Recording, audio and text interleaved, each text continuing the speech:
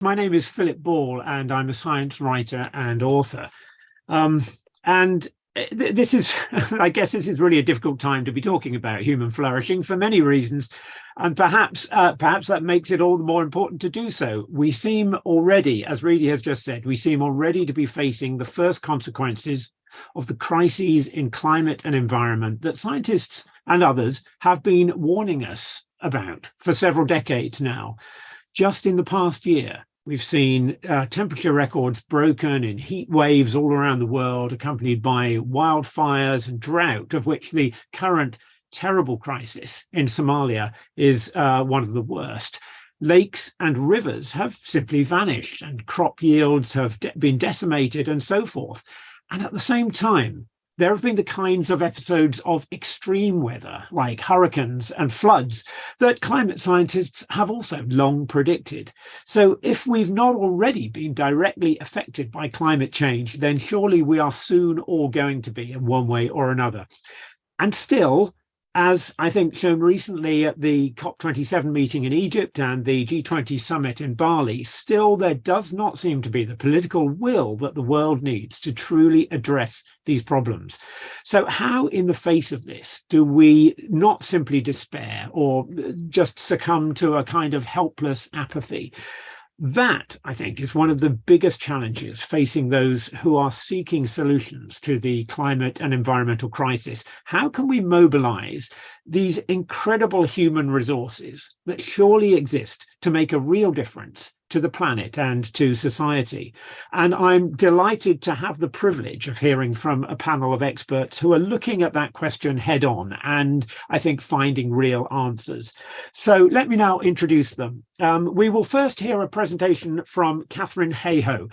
Katharine she's challenging to introduce because she wears so many hats. She trained as an astronomer and then as an atmospheric scientist working on assessments of and predictions of regional climate change. She's currently the chief scientist for the US think tank, the Nature Conservancy, and she's distinguished professor in the Department of Political Science at Texas Tech University.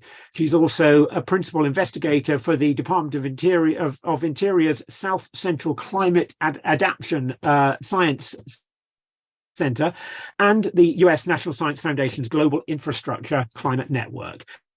And beyond this, she's got a distinguished record of communication and outreach on climate and environmental issues. And her current research focuses on establishing a scientific basis for assessing regional to local scale impacts of climate change on human systems and on the natural environment. After Katharine's presentation, we'll turn to our two live panelists for a discussion. So let me introduce the two of them now. David DeSteno is a professor of psychology at Northeastern University in Boston, where he directs the Social Emotions Group. His work examines the mechanisms of the mind that shape vice and virtue, and he studies hypocrisy and compassion, pride and punishment, cheating and trust. And his work continually reveals that human moral behavior is more variable than most might predict. He's also the co-author of the 2013 book, Out of Character, Surprising Truths About the Liar, Cheat, Sinner and Saint Lurking in All of Us. Dekila Chungyalpa is the founder and director of the Loka initiative, an education and outreach program at the University of Wisconsin-Madison for faith leaders and religious institutions. Its mission is to support faith-led environmental efforts locally and around the world through collaboration with faith leaders and religious institutions on environmental protection, sustainable development, and global health issues. And Dekila also serves as the environmental advisor for His Holiness the 17th Karmapa, head of the Karma Kagyu School of Tibetan Buddhism. So first of all, as I say, we're going to hear from Katharine Hayhoe. Hi, my name is Katharine Hayhoe, and I'm a climate scientist. That means that I study what's happening to our planet every day. And the best way that I have to describe it is this. We are conducting a truly unprecedented experiment with the only home we have. As far back as we can go into the paleoclimate record millions of years ago, we have never seen this much carbon going into the atmosphere this quickly. So it's no surprise that temperature is changing faster now than any time in the history of human civilization on this planet. And that's why this matters. Because our entire society, how we grow our food, how we allocate our water, how we design and maintain our infrastructure, where and how we've drawn our geopolitical boundaries, the entire basis of our economy is predicated on the assumption of a stable climate. And over the history of human civilization on this planet, the planet's temperature has been as stable as that of the human body. It's gone up and down by a few tenths of a degree, just like your body does over the course of a day. But today, we're more than a degree Celsius, almost 2 degrees Fahrenheit over where we should be. And that means that we're running a fever. Another way to look at it is this. For all of the history of humans planning on this planet, we've been able to use the past as a guide to the future because climate was stable. That's similar to driving down the road looking in the rear view mirror. That might sound ridiculous, but there is a circumstance under which that works pretty well. If you are driving down an empty, dead, straight road, then the past is a good guide to the future. But today, climate is changing faster again than any time that we've seen. We are on an unprecedented curve. Our wheels are already on the rumble strip. And in order to make it around that curve safely, we have to do something we've never done before. And that is we have to look to the future. Because if we don't make it around this curve, there is no way we're going to flourish. So you might say, well, what about all the other challenges we have? What about the growing distrust of science or political divisions? What about socioeconomic and racial inequality, poverty, hunger, and disease? Where does climate change rank with these global challenges? We often think of all of these issues as separate buckets that we put our time, our money, our effort into. But climate change is not a separate bucket to fill at the expense of the time and effort we put into other buckets. Rather, climate change is quite literally the hole in the bucket. It is the hole that will make it impossible for us to fill any other bucket, whether we're working on poverty or inequality or hunger or disease. There is no way that we can successfully address these issues if we do not patch the hole in the bucket. And that hole is climate change. Climate change is already exacerbating poverty. Since the 1960s, the gap between the richest and poorest countries in the world has increased thanks to climate change by as much as 25%.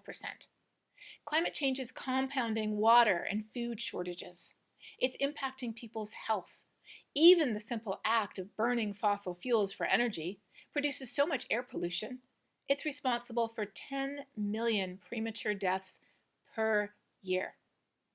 Climate change even drives resource scarcity that causes authoritative states to thrive and spawns civil conflict.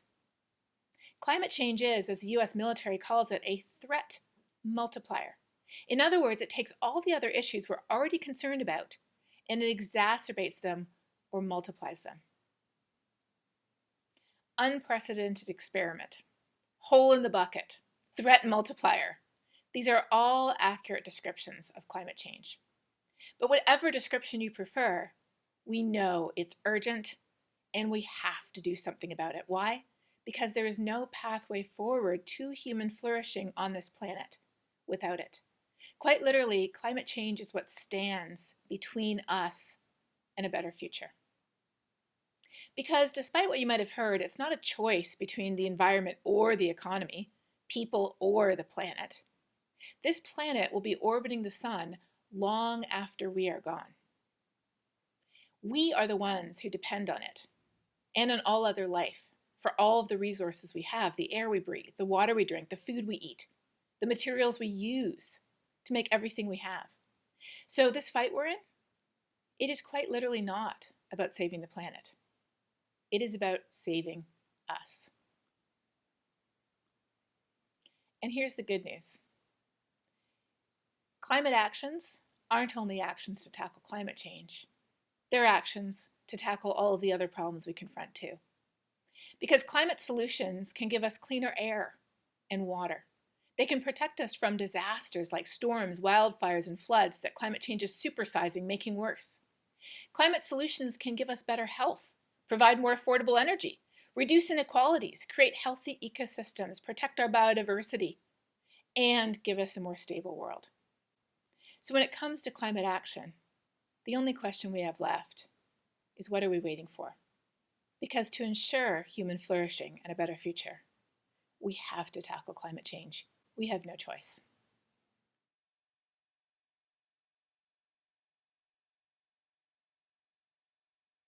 Okay, I want to turn now to our two panelists who are with us live, David and Dekila. David, if I could turn to you first of all, can you tell us what your work has taught you about how, including the varieties of how people respond to a challenge like the one that we're facing with climate change? Sure. I mean, the first thing I want to say is, you might be wondering why, as a psychologist here, I'm not studying the science of climate change, but for all the wonderful technologies we have, it's people who have to make the decisions to use them and the decisions to accept some sacrifices to ensure a better future. And so a lot of what I look at in my research is how people make those decisions. And what we know about humans in general is we tend to discount threats in the future, and we like immediate gratification. But solving the climate problem really requires all of us to accept a little sacrifice now for gains later. Maybe a little more money in terms of cleaner energy than we'd like to pay, maybe raising our thermostats so that we're not using as much to keep our houses too cool for our own comfort. And what my research looks at is, how do we get people to make those sacrifices, to work for the greater good instead of their own comfort or convenience in the first place? And one thing we found is that people's emotional states can have a huge influence here, right? The reason we often pay people back is we feel grateful to them. The reason we pay things forward and accept sacrifices to help others is we feel compassion for them. And so what we found in our work is that by cultivating these emotions, people will make more environmental decisions. Let me just give you one quick example. We have people in situations that are akin to the tragedy of the commons. So where there is, for example, a certain amount of finite resources, and people can choose how much they want to take from that. Let's say we're going to use money. If you take little bits, the pool is replenished and everybody can do well. But if you start extracting too much, the pool depletes. So you can think about this in terms of overfishing or taking too much energy that causes a blackout, et cetera.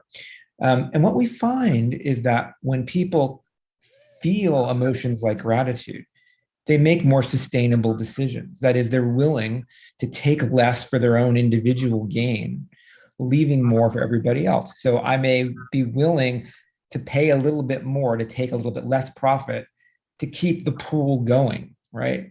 In terms of clean energy, et cetera.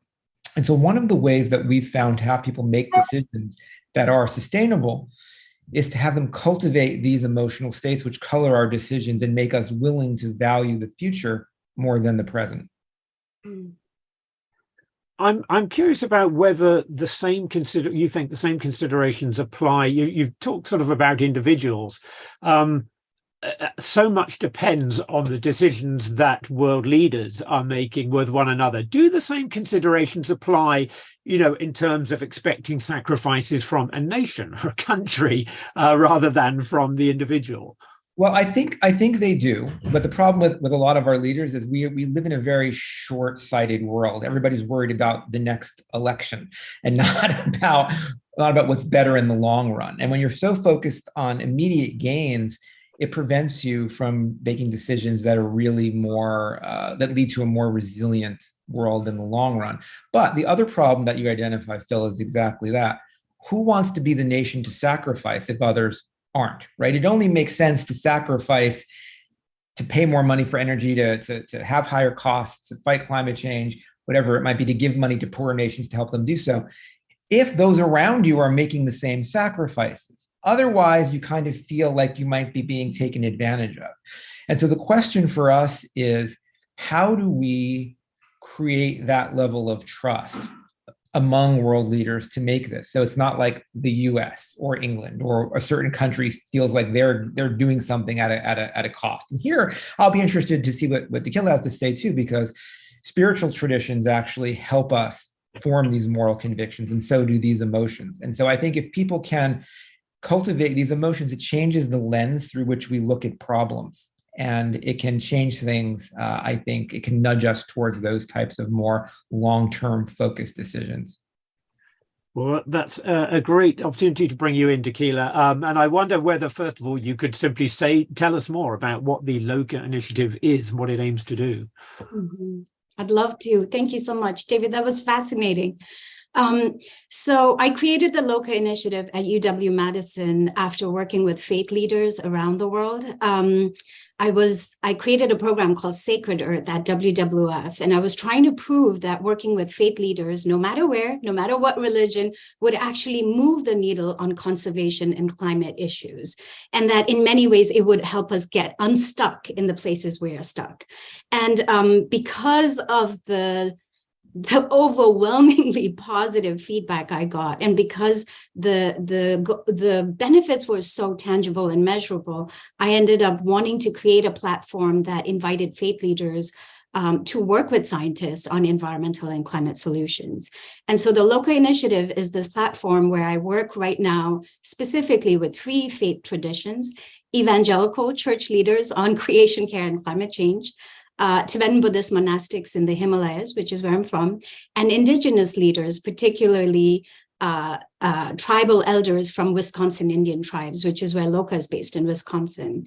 And what is really fascinating to me is that you can think of these 3 groups as extremely different, right? Very different theological sort of, grounding, very different ways of collecting and organizing in society. You can even argue that they have different sets of values. But what is really fascinating to me is how when you begin a dialogue that isn't about difference, but is about similarity, there are certain themes that emerge almost naturally. It's not something that I have to guide. It almost sort of presents itself. And that really comes down to the language I'd use is interdependence and interconnectedness. Indigenous elders and leaders often use the word kinship. And so what I see when I work with religions and I work with faith leaders in particular is that there is this natural understanding that the problems that you just described when you talked about climate change, that we are dealing with the impacts of systemic problems, that these are actually not individualistic problems. And therefore, what is required is that we become more collectivist in our approach towards, flourishing, towards addressing these problems. And here we have the largest group of organized people in the world. They literally are the largest stakeholder group. And their natural approach to thinking about problems is collectivist.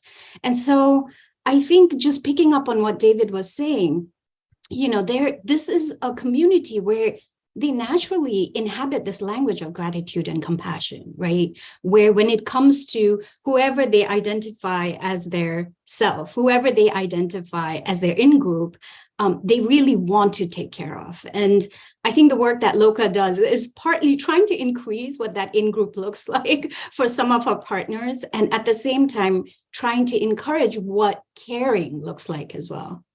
How do we express that caring, and what does that mean in tangible ways? You touched on something there that I wanted to ask about. Maybe I could expand on it. The fact that your focus is on faith communities, that could be seen just as a sort of an instrumental approach, if you like, that it's just recognizing that actually faith is a motivator and a moral guide for a significant proportion, perhaps the major proportion of humankind. Or I wondered whether you feel there are particular and unique aspects of faith communities that can be mobilized here. Mm-hmm. So I think the answer is somewhat in your question when you say, I mean, is it a transactional reason to work with faiths, or is there a more direct imperative, right? And when I depending on the audience, I change my answer. I often, in front of scientists, give transactional reasons. 80% of the world population subscribes to a faith, right? Half of all the schools worldwide are run by faiths. Faiths directly own 8% of inhabitable land. If collectively, faiths are the third largest financial investor in the world, the question I always put to scientists is, how is it that we have not been working with them up till now? How is it that we have not thought of them as this incredibly powerful stakeholder group? And of course, that comes back to our own biases. But I do think there is a much deeper moral imperative for why we need to engage religious traditions. And that is because spiritual wisdom, and I'm actually paraphrasing Bill McKibben, but spiritual traditions are the one space that we have left where we do not calculate human existence in materialistic terms, where we do not say the sum total of a human existence, of human lives, worth is actually money, right? It's physical success, are all the trappings, the houses, the cars, and so on. This is still the space that is, in some sense, beyond neoliberalism, beyond this definition of how we decide what matters in human life. And I think spiritual wisdom provides a basis for emotional and social resilience that is often undervalued by science. And when it comes down to it, faith leaders are so naturally suited to address the root causes of environmental degradation, including human greed and grasping, right? Including this sort of addiction we have to consumerism to fill this, this empty space inside of us. Spiritual tradition actually allows us to get and deal with that space that we want to ignore, right? And so I see multiple reasons why we could be discussing with faith leaders how we address larger systemic problems, not just in a transactional sort of, we need your clout way, but also to engage human beings in a dialogue that I think is much needed. There is a reason why chronic loneliness is such an epidemic in highly consumeristic individual societies. And so how do we talk about issues like that and connect it to climate change? Well, it sounds, sorry, David, yes, please. Yeah, I was going to say, I completely agree with what Dekila is saying. And I think we scientists, and I'm probably in the minority among my peers, but I'm working hard to change this. We need to look to spiritual traditions, not to the theology, right? Science cannot prove if God exists. That's not a question we're equipped to answer. But for millennia, right, a lot of moral decision-making, a lot of cooperation, which is what's going to be required to combat climate change, came from spiritual traditions, and not just the belief systems, but also the practices. And I think Dekila is hitting on an important point there. When you engage in spiritual practices, it tends to cultivate these emotions in you. Prayer, blessings of gratitude, things that meditation enhances compassion. We have research showing that. And to the extent that those emotions become more a part of a person's life, they affect the decisions we make. We bring people into our lab and we can have them count their blessings either to God or to fate or whatever it might be. It doesn't matter. But when they feel that gratitude, they make economic and moral decisions that more value the other and value the future. And put together, that's what it's going to take for climate change. It's going to take people willing to make decisions that say, I'm willing to sacrifice a little of my comfort, my profit, whatever it might be, so that I can ensure a better world for others around me and for future generations. And those emotions, when you feel them, color the mind's computations to make those outcomes more acceptable. And I think on a daily basis, the little things we do, if we cultivate these emotions, they nudge us toward valuing the future more than the present, and make us make decisions about how we're going to spend our money, who we're going to vote for, what policies we accept, more future-sighted than what's in it for me right now, future be damned.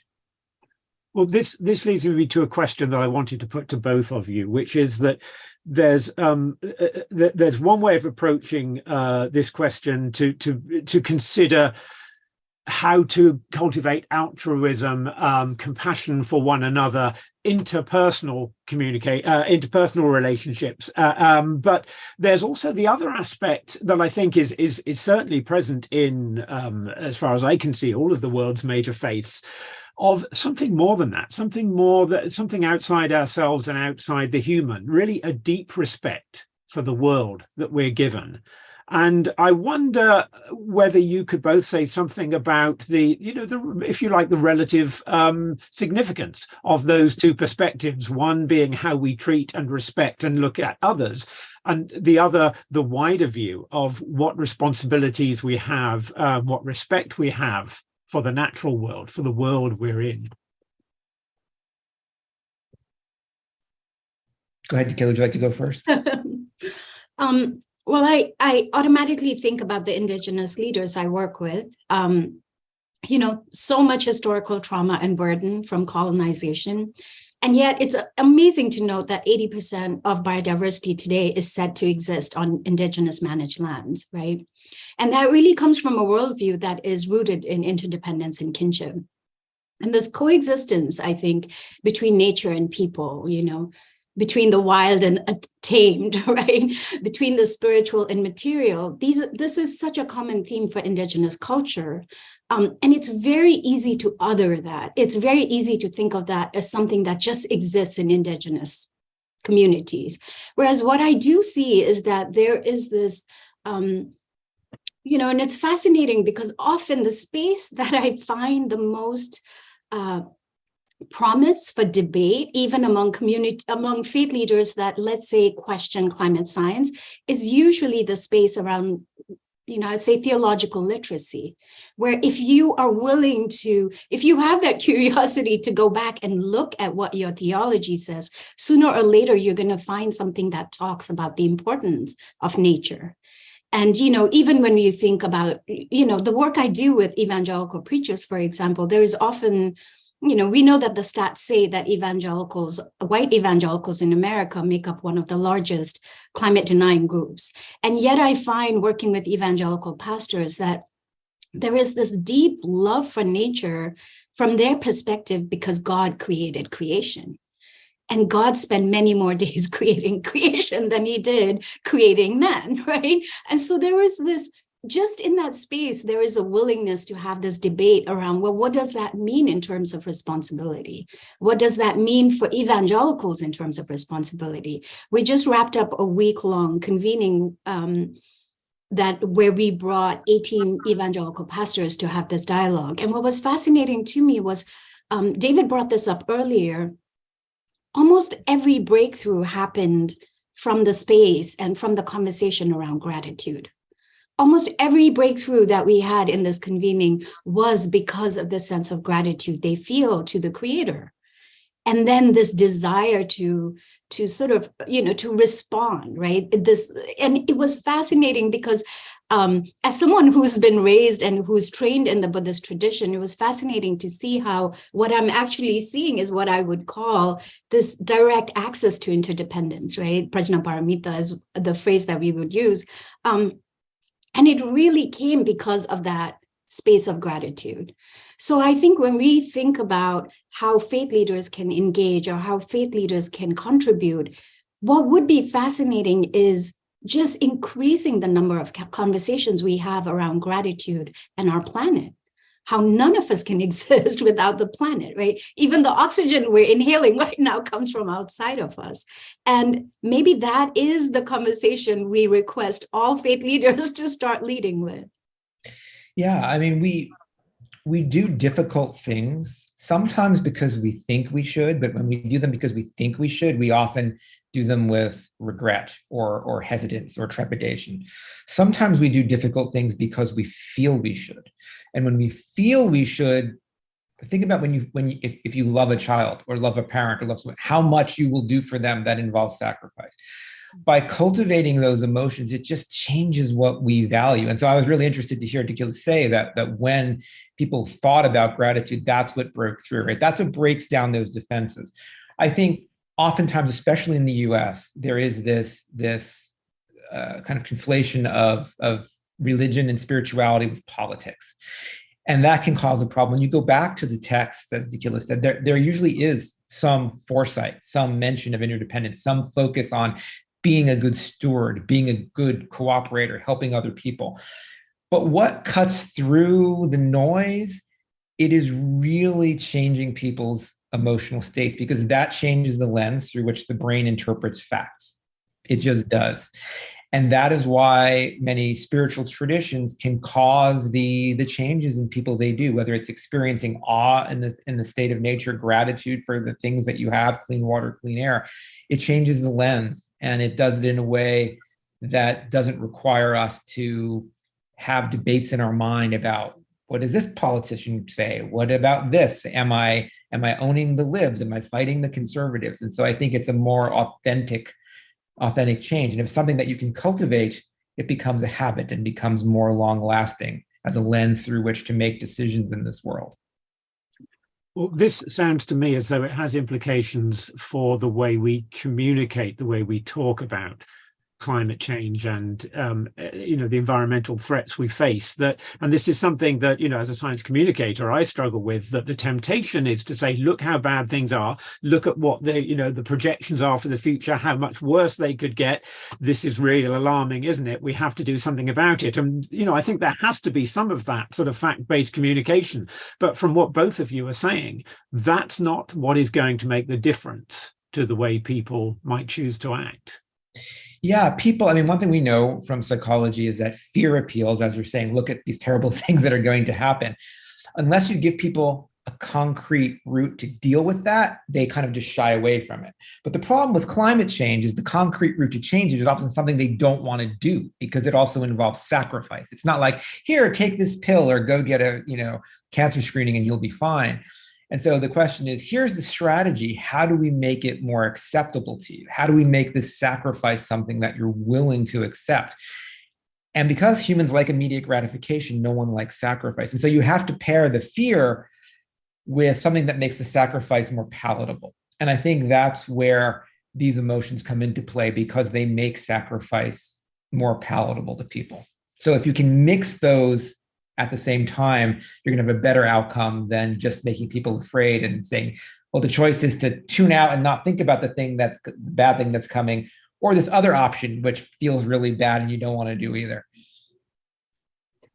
And Dekila, have you seen, in the course of the work that you've done, have you seen perceptions and attitudes change, in particular communities? And if you have, and I hope you have, are you aware of what it was that really precipitated that change? Mm-hmm. When it comes to faith groups, so yes, definitely. I began working, I didn't mean to. My background was conservation. I worked for WWF. I just volunteered to work with one Tibetan Buddhist group in the Himalayas on my private time.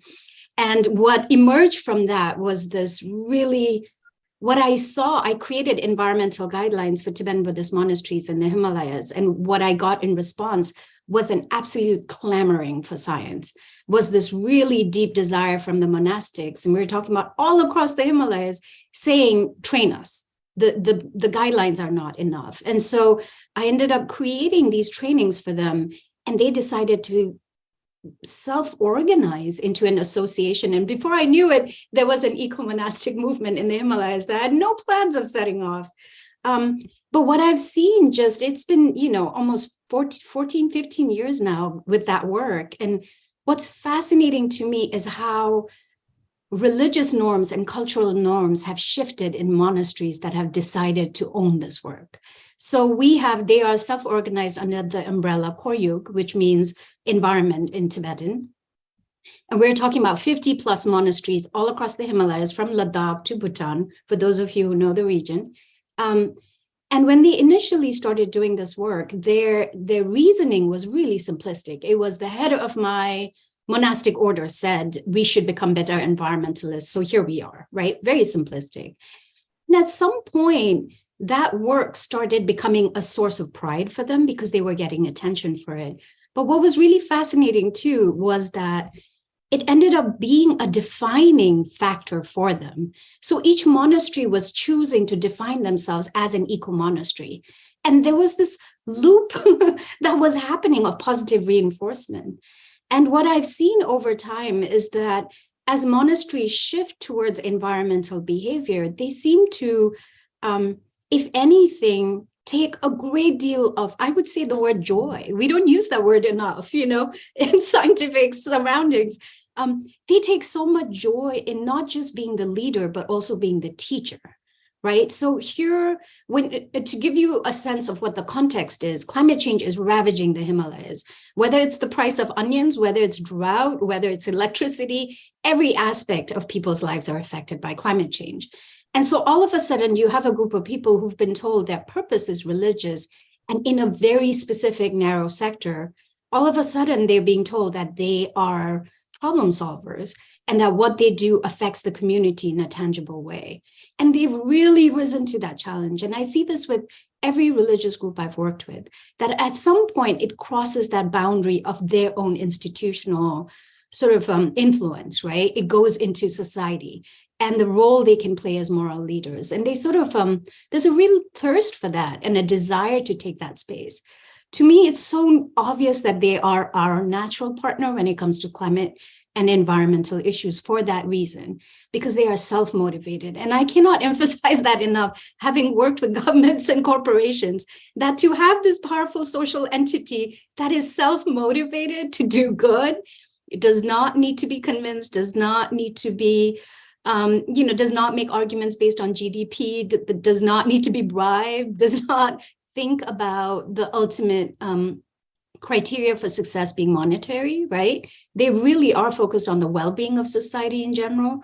So I think just what I see is actually really positive change in religious institutions. But one thing I do want to say also is that I see a great deal of hope in the fact that people's attitudes in America towards climate change has completely shifted. I mean, the Yale, Climate Change Communication Center has shown this again and again, that what we're seeing is a very small section. I don't think it's even double digits that has not shifted on denialism, but everybody else has moved from what used to be moderately concerned to extremely anxious, which we could argue is good and bad in many ways, right? Going back to what David was saying about what activates you to work on solutions. But I think that is a sign of, that is promising. And we have to see that as an opportunity. Well, we have just a few minutes left, and Dekila, you've already addressed the question I wanted to put to both of you at the end, which is there ground for hope? And thank you so much for giving me some, at least. It is so good to hear that. David, I wonder if I could put that to you. Do you see grounds that something really can shift in the way people think about these challenges? I think there is. I think the idea is changing. A good friend of mine, Subi Rangan, who's a professor at INSEAD in Paris, talks about exactly what Dekila was saying. For a long time, government leaders, businesses, they would make decisions by what are the probabilities X, Y, and Z are going to happen? How can we optimize our financial outcomes? Blah, blah, blah. But when it comes to things like climate change, when it comes to existential threats, decisions is the wrong word. We have to accept choices. There are choices, and choices require sacrifice, not just optimizing what's good in terms of GDP and profit. And I get the sense that there is a hunger for this. And whether people are drawing on spiritual traditions or secular wisdom and cultivating these emotional states, I get a sense that there is a brewing concern. And I just hope it keeps moving in the right direction. Thank you so much. Well, that brings us pretty much to the end of the discussion we have time for. I wish we could carry on because there's so much else I wanted to ask you. But thank you so much, both of you, David and Dekila, for the perspectives you've given. And I do hope that others will have had the same response as I have to see that actually, despite these immense challenges we face, there are not only grounds for hope, but there are some very practical ways that we can start to change the conversation and start to improve the prospects that we have. So thank you very much, both of you, for that discussion. Thank you both.